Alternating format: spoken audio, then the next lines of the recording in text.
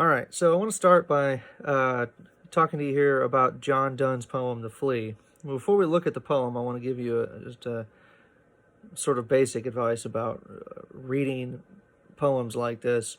When we introduced ourselves to poetry through the sonnet's really nice as an introduction because the form is so fixed. Particularly the Shakespearean sonnet, you know exactly what to expect in terms of the meter, in terms of the rhyme, in terms of the structure, the presentation of the images, their sequencing, the way they respond to one another, and so forth. So they're a really nice introduction. Donne,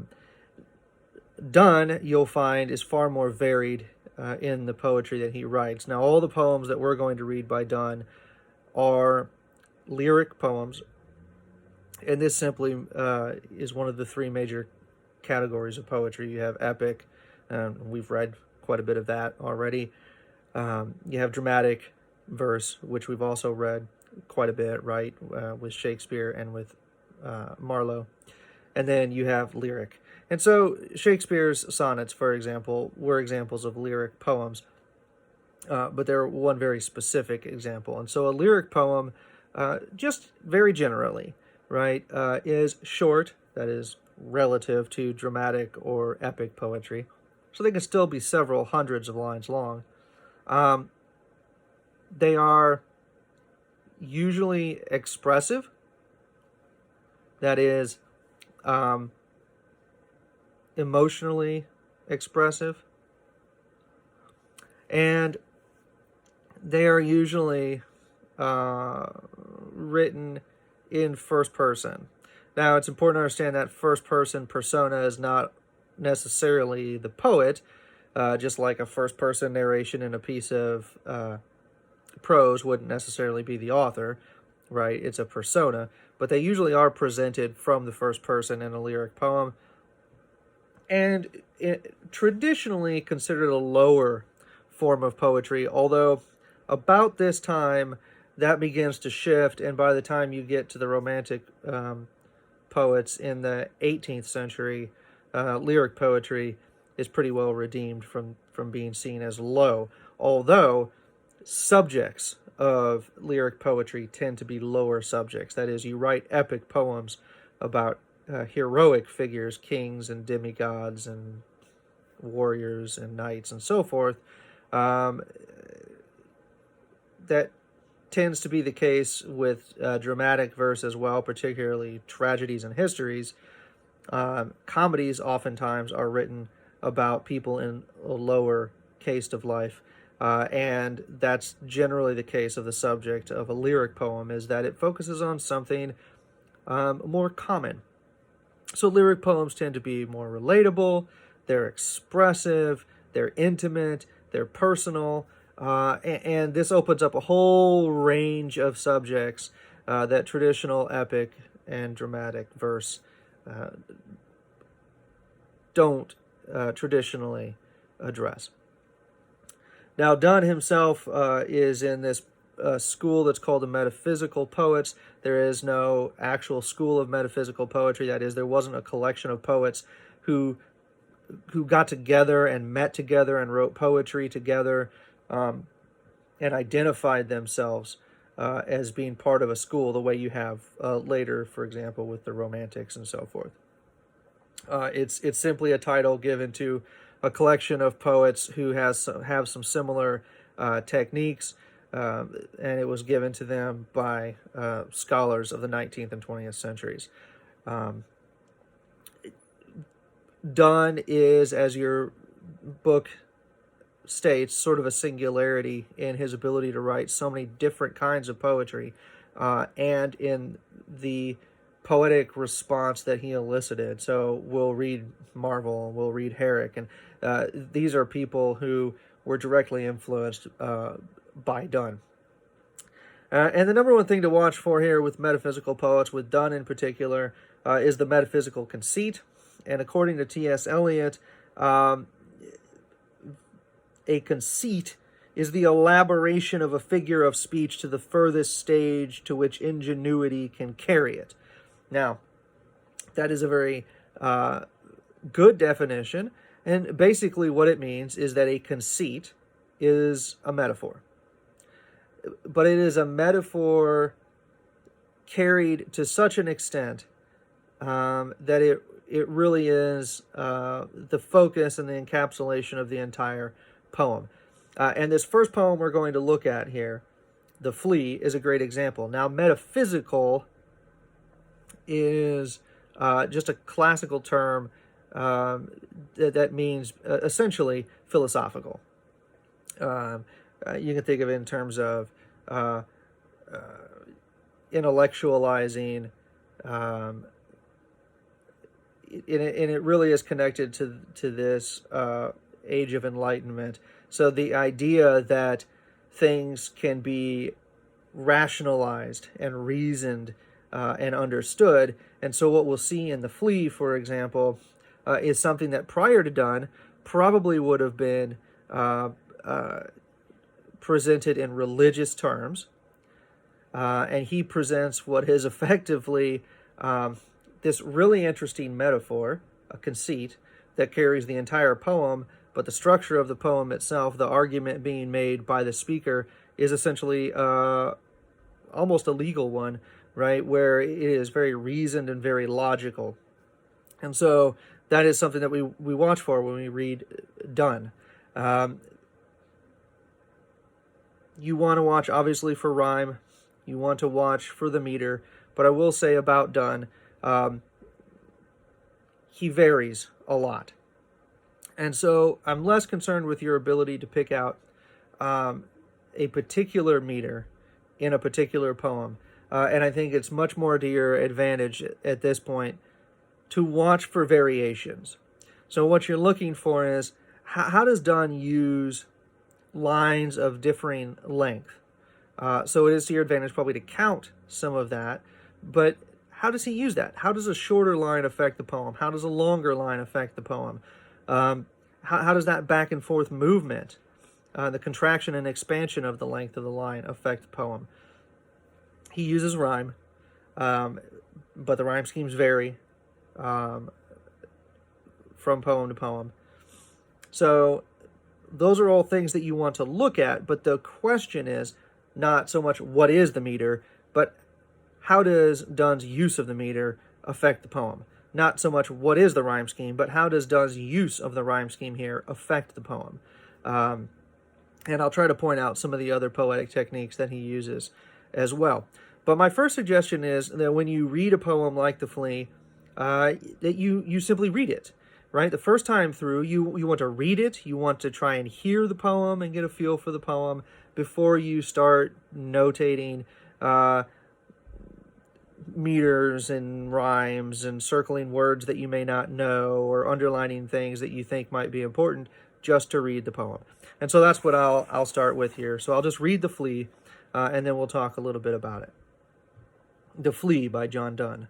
Mark but this flea, and mark in this, how little that which thou deniest me is. Me it sucked first, and now sucks thee, and in this flea our two bloods mingled be. Thou knowest that this cannot be said a sin, or shame, or loss of maidenhead, yet this enjoys before it woo, and pampered swells with one blood made of two, and this, alas, is more than we would do. Oh, stay, 3 lives in one flea spare, where we almost, nay, more than married are. This flea is you and I, and this our marriage bed and marriage temple is. Though parents grudge, and you, we are met and cloistered in these living walls of jet. Though use make you apt to kill me, let not to that self-murder added be, and sacrilege 3 sins in killing 3. Cruel and sudden, hast thou since purpled thy nail in blood of innocence? Wherein could this flea guilty be, except in that drop which it sucked from thee? Yet thou triumphst, and sayest that thou findest not thyself nor me the weaker now. 'Tis true. Then learn how false fears be. Just so much honor, when thou yieldest to me, will waste, as this flea's death took life from thee. So we have 3 stanzas. And it's interesting to look at how the stanzas start, so I would point to that first. The first stanza starts, mark, which is like saying, look, pay attention, see. The second stanza starts, stay. Oh, stay, right? It is,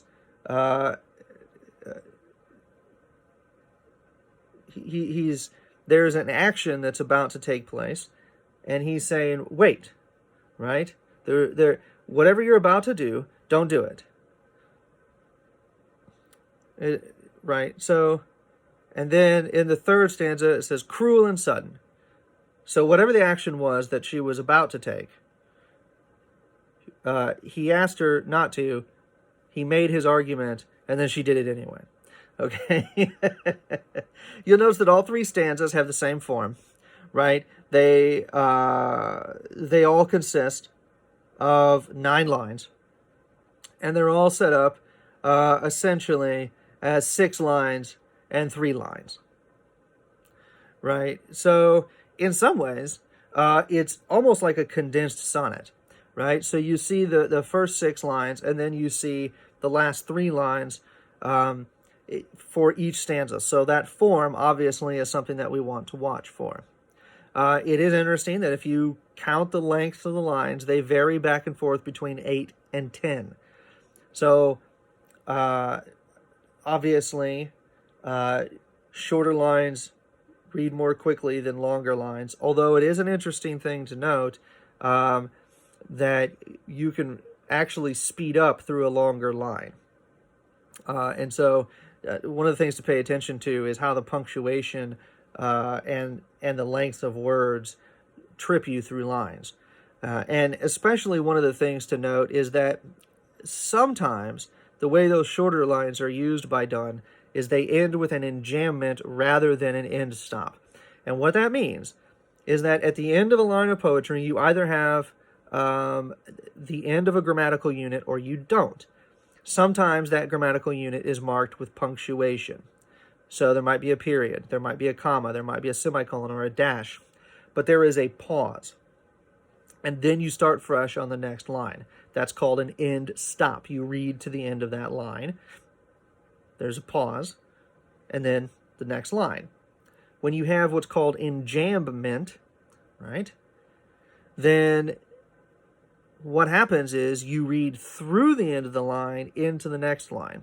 So what Donne is very good at is giving you what is actually an 8-beat line, an iambic tetrameter line, so 8 syllables, that has enjambment at the end that you then read into the next line, and then an end stop at the end of that iambic pentameter line, the 10-beat line. So that almost what happens is,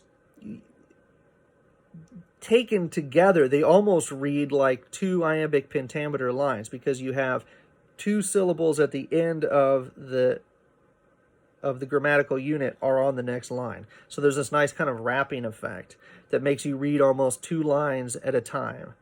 It's really interesting to see, and so I tried to read it like that. And so we'll look at the first stanza here a little more closely, and I'll try to point this out. Right. So we have, mark but this flea, and mark in this how little. So see there, there's not a grammatical unit that ends at this, right? Mark but this flea, and mark in this how little that which thou deniest me is. There's your end stop. So those first 2 lines are a grammatical unit, right? It's 8 beats, 10 beats, but you have to wrap down so that what you're actually reading is, mark but this flea, and mark in this how, right? But that's on the next line. So it's interesting how that carries you through. It creates a certain smoothness and rhythm to the poetry.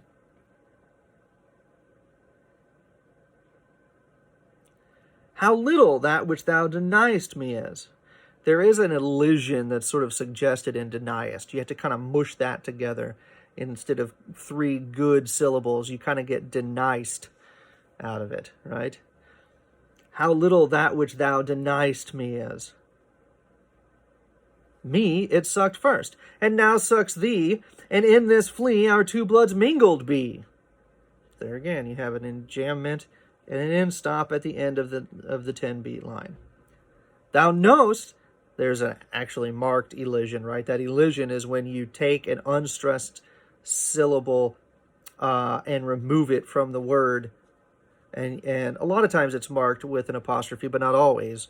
And what that does is create that meter for you. So now instead of thou knowest, right, the emphasis in knowest is on know, and the ist is an unstressed syllable.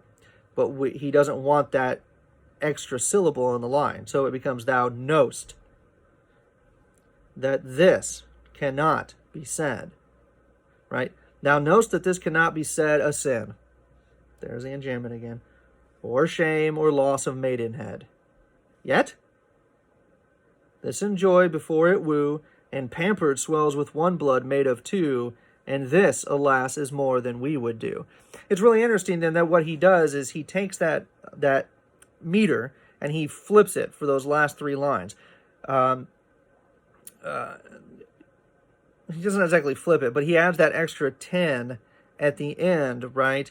So that there's this kind of extension of the idea. Yet this enjoys before it woo, and pampered swells with one blood made of two, and this, and you see how that works, like, you almost have to rush through it because you don't know where to breathe, and it's a really interesting sort of form, I think, when you read it out loud and hear it.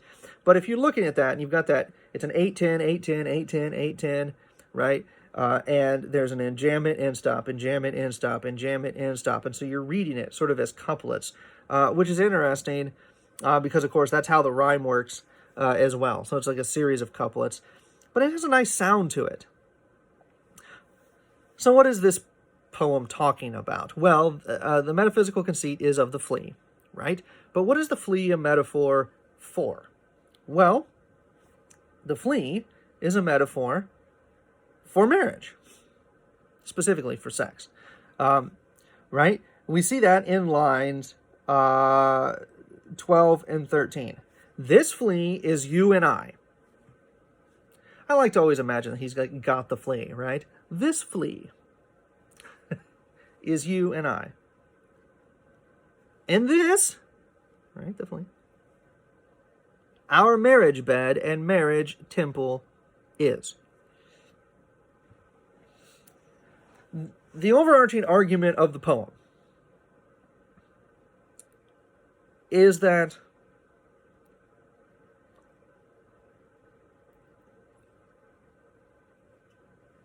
premarital sex is not going to cost this young lady any more honor than being bit by a flea.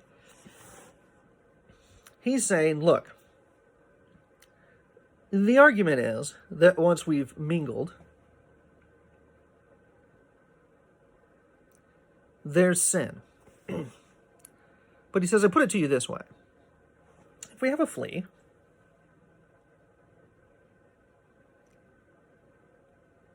he says in line 3, me it sucked first, and now sucks thee.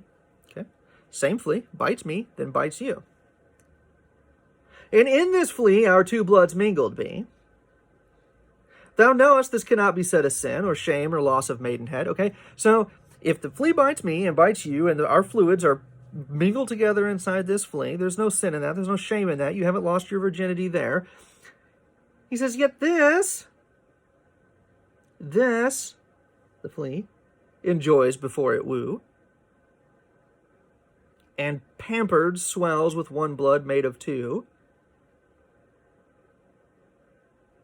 This, alas, is more than we would do. And then she makes a move to smash the flea, is what's happening here, right? She's not listening to him. It's really kind of a funny poem. She makes a move here to smash the flea, right? He says, stay, 3 lives and 1 flea spare. Right? His argument is if she kills the flea, she's killing both of them because their blood is inside the flea.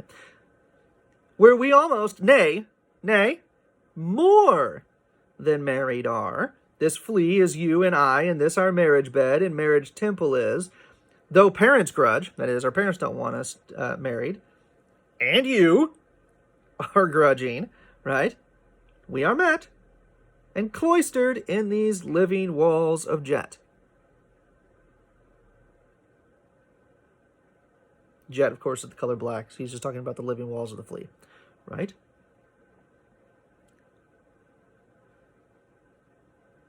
Though use make you apt to kill me. And here he's relating himself to the flea, right? Out of habit, she would kill the flea, but also out of habit, she would deny him sexual gratification, thus killing him, right? Let not to that self-murder added be, and sacrilege, 3 sins, and killing 3. You might kill the flea, you might kill me out of habit. Don't kill yourself, right? He's trying to make this argument to her about not kill. And what does she do? She kills the flea, right? Cruel and sudden, hast thou purpled thy nail in blood of innocence? She's killed the flea, right? Purple blood on her fingernail. Wherein could this flea guilty be? Right? What's the flea guilty of? Except in that drop which it sucked from thee. Yet thou triumphst. Sayest that thou find'st not thyself nor me the weaker now. Right? That in that drop of blood which the flea has taken from me or from you, it has not weakened you, it has not diminished you in the least, right? He says, 'tis true. It's true. So learn how false fears be. Just so much honor, when thou yieldest to me, will waste, as this flea's death took life from thee.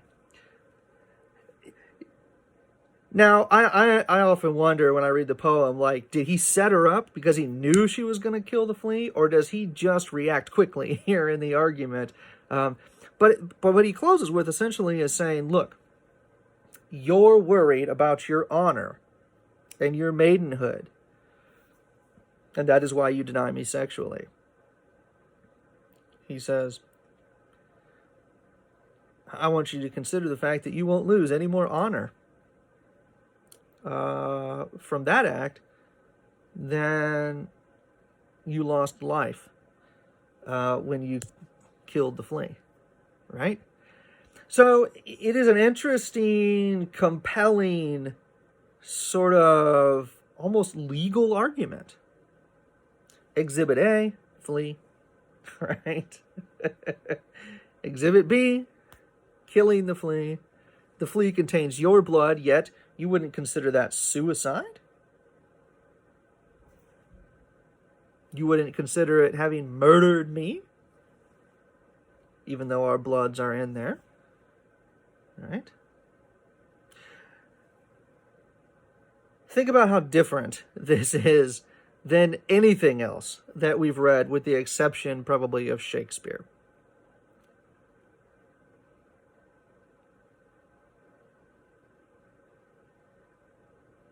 Is really interesting. Really interesting. And I think it's a good place, when you think about what the Enlightenment is, and the infusion of reason that suddenly comes into the way people approach the world and their arguments. You see here not a Catholic morality, not a Puritan morality, a secular morality, which I think is an interesting shift for us and something that we want to pay attention to.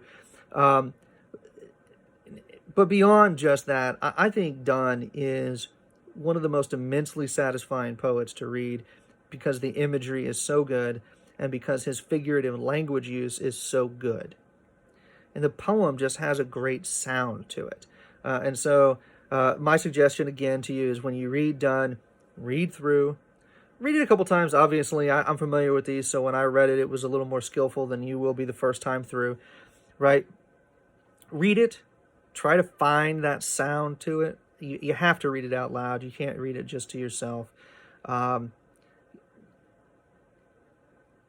Listen to it, hear it, and then go through and try to figure it out. Okay? And I'm not going to lecture you on every single Donne poem. I will probably do like one more for you, and some of them you'll have to work through on your own. But I hope you enjoy them. And again, what you're looking for is not necessarily fully understanding and being able to mark out all of the meter and everything, but you're looking for how variations in meter affect the way you read the poem. What is the effect, for example, of a short line in the midst of long lines, or a long line in the midst of short lines? That's what you want to start looking for, and it'll be important for Marvel, it'll be important for Herrick, and going forward. So, hope you enjoy it.